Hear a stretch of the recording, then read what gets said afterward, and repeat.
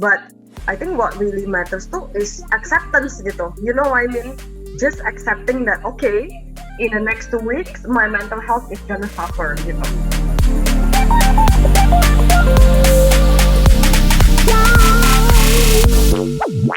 Selamat datang di 15 menitan Unofficial Podcast by Bloodending, di mana kita membagi cerita generasi muda yang masih berjuang untuk masa depan mereka dan masa depan Indonesia.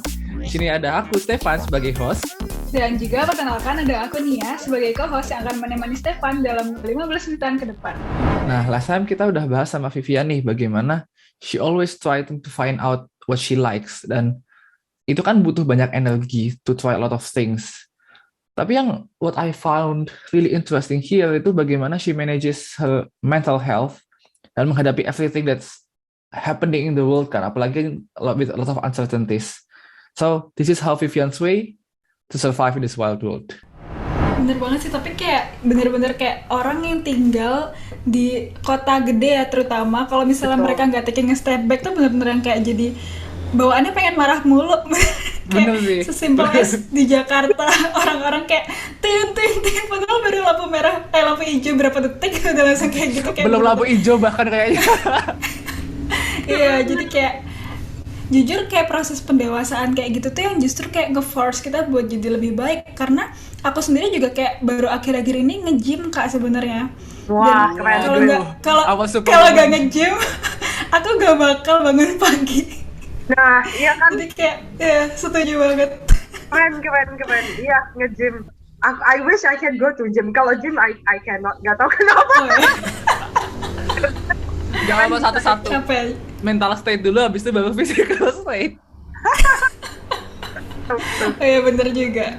Oke, jadi kayak sebenarnya kan kalau dari mental health sebenarnya kayak Kak Vivian udah kayak oke lah settle, dan juga dari pekerjaan juga udah settle, dan juga sekarang juga udah kerja di multinational company. Dan visi sebenarnya Kak Vivian itu tuh bekerja juga di tempat yang aside from engineering juga, karena kalau malah masuknya ke ini ya bisnis dan sebagainya. Nah sebenarnya aside from dari belajar di biomedical engineering terus habis itu bisnis kerjanya, tapi di luar itu masih kayak ada pekerjaan lain kayak misal melalui building building community di Abroadening. Nah itu sebenarnya kayak apa sih yang mendorong Kak Vivian buat bisa berpikir sampai membuat hal tersebut yang cukup running dengan baik juga hingga saat ini? Sebenarnya my job in PNG tetap masih engineering sih, tapi memang engineeringnya tuh engineering yang I wouldn't say engineering yang hitung-hitung matematika gitu. Engineeringnya tuh yang lebih kayak project management gitu-gitu, lebih kayak testing machines and like what needs to go inside kayak the testing of the machines gitu, kayak stakeholder management juga sih. Jadi because kayak I need a lot of data gitu kan from a lot of people, a lot of stakeholder gitu-gitu. And yeah, I think yang menurut aku yang mendorong aku untuk kayak melakukan hal lain itu lebih ke kayak ini sih, apa ya, just the fact that ya itu I really want to find my match quality gitu. I mean I am fulfilled and satisfied in my job and everything, but I just feel lebih ke kayak kayak I'm not gonna be defined by my job almost gitu. So I don't think my job should take like I don't think my job should take up all of my time gitu. Jadi kayak misalnya you don't want to be kayak known as Vivian from PNG, tapi you want to someone to define you as yourself gitu nggak sih? Yeah, something like that. Well, I think if they know Vivian from PNG yang kerjanya bagus, I'll take it. I'll take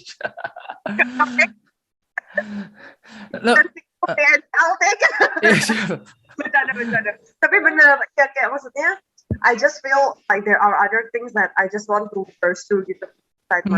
And this is something interesting in a sense kayak in Europe, work-life balance is priority ya. Jadi, you know what I mean? Jadi kita tuh, for my job, maybe I don't always end at 5 p.m. Tapi maybe sometimes I end 7 p.m., 8 p.m., which is quite late. Tapi maksudnya, other than that, I don't have to work in the weekends gitu-gitu kan.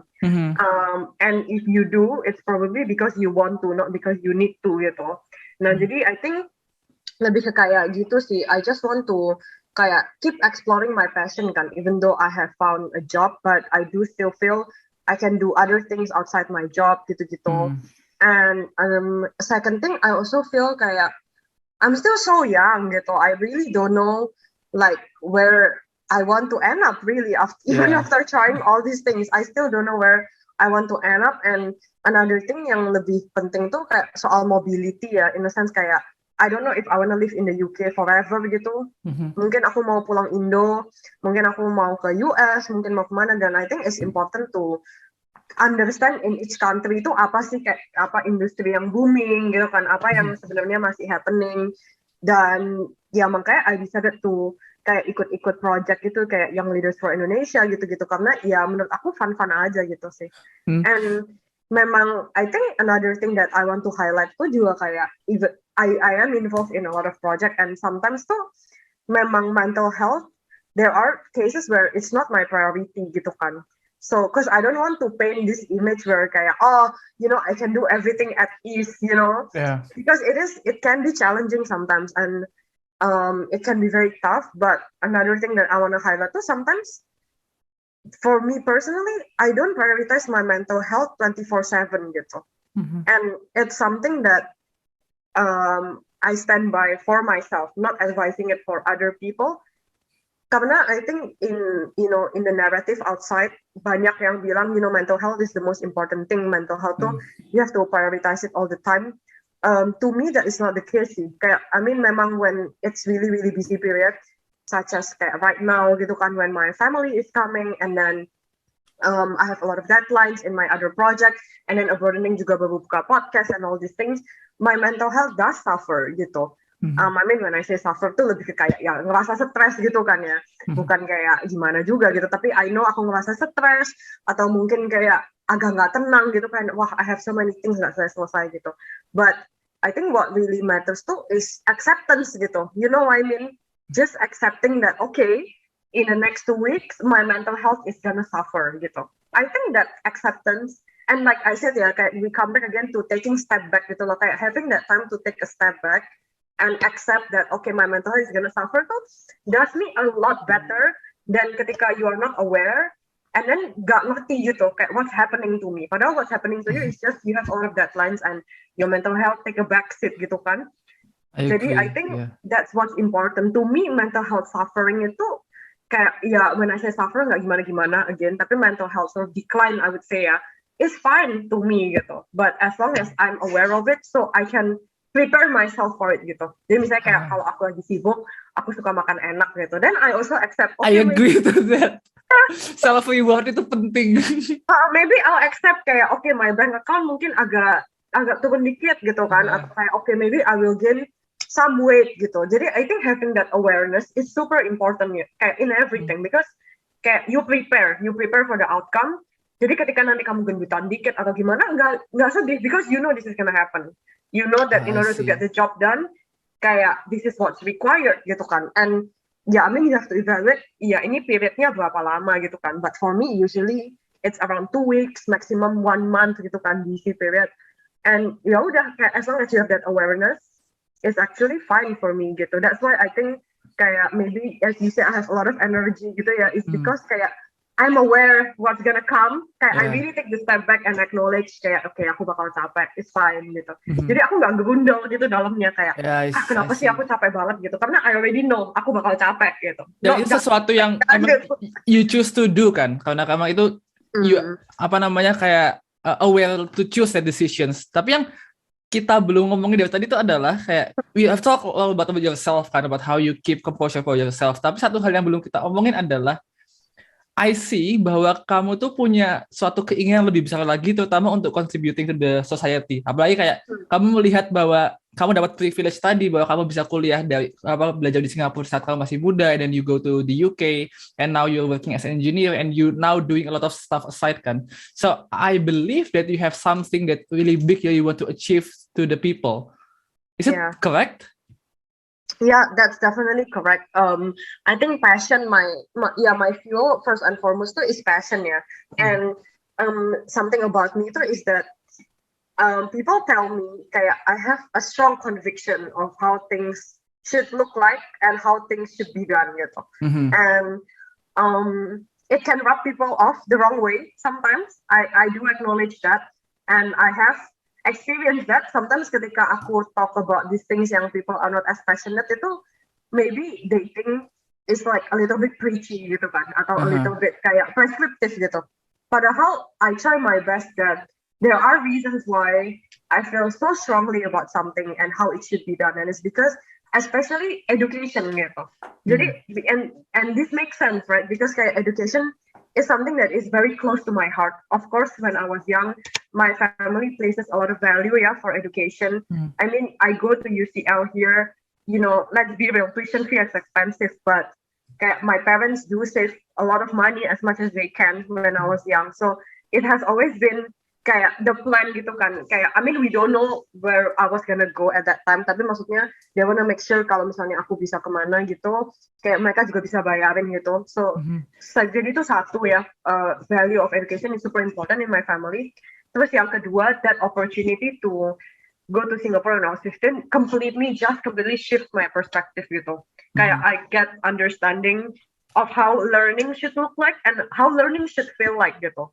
And I'm not saying that every country or Indonesia should have something that is as insane as Singapore, because I think Singapore education is so insane. In UCL first year, Matematika, aku nggak pernah masuk kelas and I still get 80 for the final year. Yeah. So it was that difficult. I'm not saying everything should be that difficult. I'm not saying kayak this is the only way to, you know, have kayak good education system, but it does make me realize, you know, a lot of these critical thinking skills gitu, it's very important, especially ketika, aku nggak tahu kalian ya, tapi kalau aku ikutin kayak Instagram account Pintem Politik atau apa, kayak WhatsApp Indonesia gitu, you look at the comments, and you are like, how can this person comment like this gitu, kamu baca postnya nggak sih di atas gitu kan, and I think it really is a habit, reading is a habit, critical thinking is also a habit gitu kan.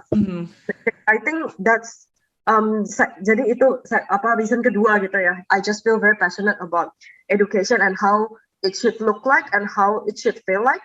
Dan yang ketiga tuh, I do think education itu, education and mentorship is the strongest tool for social mobility gitu. Kayak education itu adalah something yang bisa mensejahterakan community gitu. And I want to empower my community. That's why kalau kamu lihat CV aku di UCL, kayak aku juga banyak a lot of mentorship sebenarnya. Kayak I created, kayak even waktu di consulting, jadi waktu di Vice President Consulting kan business society ya, everyone is concerned about money, obviously. Everyone is concerned about career in finance, kayak gitu-gitu.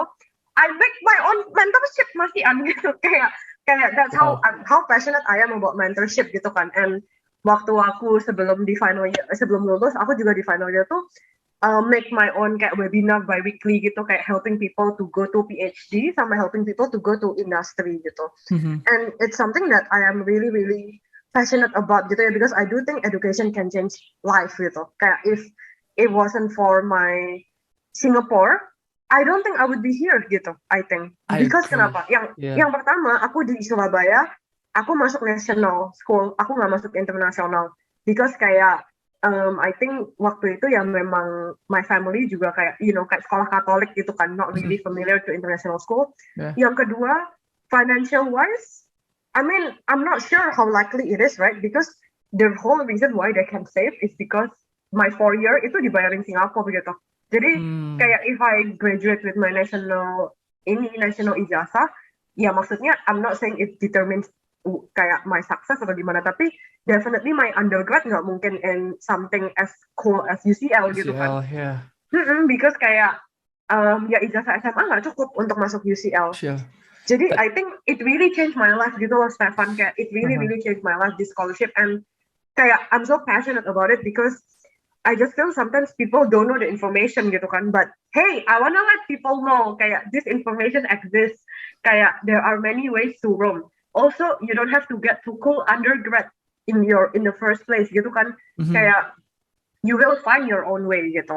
Jadi waktu aku di Singapura juga temanku juga nggak masuk A-level sekolah yang bagus, but she end up in Stanford and MIT gitu. Kayak maksudnya it's not limitation gitu loh at the end of the day. Kayak, so that's why I think aku tuh passionate banget for using education to empower community gitu, empower Exactly. community, make sure that they can do the best with their privilege, make sure that they can kayak open up their horizon, their perspective. Because I think it's not just about grades, it's not just about education, but it's also about kayak having voice on an opinion on social issues that affect you gitu kan. You know what I mean? So Yeah. super And- important. Ya, aku lihat tuh, ya, I mean, in a sentence, education has changed your life and it will change a lot of people's life, kan? And for the last question, kayak to round out everything, I mean, kayak tadi kamu sendiri bilang bahwa Singapore is your, kayak, kind of your starting point, kan, to this big journey that you're doing right now. Kalau kamu sekarang ada kesempatan to meet your 15-year-old Vivian, gitu kan, something that going to go to Singapore, what's one thing that you're gonna tell her? Okay, I will tell two things. Okay, sure. Mention both. Jadi pertama, I want to tell her that even though you're not seeing the result, it's not that kayak you are not doing anything. It's just that things take time. Kayak patience takes time gitu. I think that is super important, and it is something that I also need to tell myself right now. A lot of times I feel that you're putting in all the effort, you're putting in all the hard work, tapi tetap aja kayak gak ada progress gitu. Kayak misalnya kamu apply apa, tetap aja ketolak gitu. Kamu nyoba something else, tetap aja nggak pan out. And I would like to tell my 15 years old itu, it's not as if this effort are going to a waste gitu loh. It's just that it's not your time yet, if you believe in God, and things memang take time to reach the tipping point gitu. Jadi misalnya if you imagine, waktu kayak you say my Singapore is my starting point gitu kan. And I think on paper that's true, but looking back, my starting point tuh mungkin waktu aku even kelas 2 SD gitu, or maybe aku 3 SD gitu kan, dimana things tuh take time to build up kan. Kayak awalnya tuh gimana aku bisa ranking 1 dulu di kelas ya kan, ranking 1 di kelas, terus ranking 1 paralel gitu. Habis ranking 1 paralel dikirim siswa teladan misalnya gitu. Nah habis kirim siswa teladan baru ditawarin kayak represent school for math competition. Nah, dan itu walaupun dari kayak step kayak A ke step 4 gitu ya, step 1 ke step 4, mungkin kelihatannya tuh kayak minimum improvement gitu kan, marginal improvement dikit-dikit, tapi that improvement does build up, and once it builds up, it allows me to go to that tipping point where it's accelerated gitu. Kayak, okay, habis dari mathematical competition, langsung ketemu teacher, langsung ketemu boom, scholarship opportunity gitu. Yeah. Nah, I think people tuh sometimes lupa dan cuma ngelihatnya that boom gitu kan, kayak cepetnya. Just the end product, right? Just produk, padahal dari dulu banyak juga gitu. And I think right now I'm in that phase juga, to be honest with you gitu, kayak I try out for opportunity and I prepare a lot for it, and it didn't work out, and it's so tempting to say to myself kayak, wah, I'm a loser gitu, kayak apa gunanya gue put all this effort, gak berguna gitu, kayak at the end of the day I didn't get the job, or I didn't get that interview, atau kayak aku sampai final interview masih nggak bisa gitu. Tapi when I look back, it really helped me in other things gitu, and I think it has to be acknowledged kan. You have to respect yourself, you have to honor yourself for the hard work that you do, dan jangan diminimize gitu. Nah terus yang kedua, very quickly juga, yaitu taking a step back and having self-awareness is super important, especially for people who are hardworking. It's important not only for people who are hardworking like us, it's more important to take a step back than to push forward, because we have a lot of energy to push forward. Yeah. Tapi push forward lu mau kemana gitu, kayak kayak dulu aku kayak gitu, lu push forward terus tapi kayak ketabrak terus, kayak you don't know where you're going, you don't have time to kayak, you know what, let me check my GPS, find out where I'm going gitu. I think so that would be the second one. I think taking a step back sometimes is more important than pushing forward gitu. Sure, thank you so much Vivian for sharing your story. I mean, kalau aku yakin kalau misalnya your 15-year-old like sekarang dengerin what you're talking right now, she will be really proud of you, I guess. I hope so. So unfortunately that's the end of our conversation today. Terima kasih Vivian udah share a lot of her story. Jangan lupa kalau mau langsung ke Vivian, you could just contact us in the video nih at 15 menitan, atau just langsung kontak ke akun Instagram Vivian, open for public ya. Oke, so this is our end of conversation. Kita bertemu lagi seperti biasa setiap hari Selasa. Jangan lupa follow kami di Instagram @15menitan dan @uploading.id.